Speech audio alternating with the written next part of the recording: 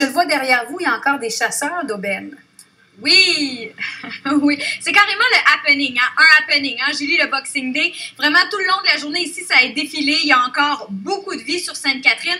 Pour vous donner une idée, là, 10 000 personnes devraient franchir les portes justement, du Future Shop ici sur Sainte-Catherine. Et quand on leur demande, puis avez-vous fait de belles économies? Est-ce que ça en valut le coup? Oui. Ben, je vous dirais que plusieurs sont quand même assez déçus, Julie. On vous propose de vous faire vivre un peu cette folle journée du 26 décembre dans ce reportage. Des heures d'attente.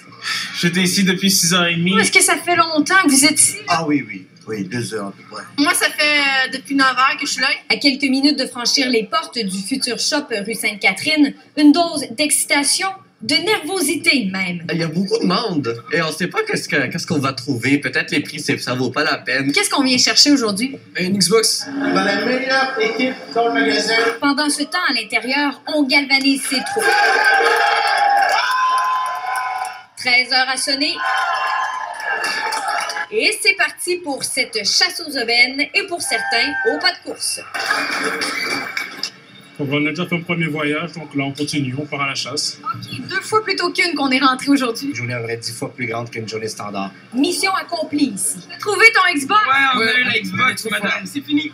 Bon, pour l'Union des consommateurs, un véritable piège à la surconsommation. C'est des spécialistes pour tenter de créer des besoins, de valoriser certains produits. Bien que ce soit noir de monde ici dans le Future Shop de la rue Sainte-Catherine, ce sont seulement 12 % des Québécois qui vont magasiner en cette journée du Boxing Day, 4 fois moins que partout au pays, selon le Conseil québécois du commerce de détail.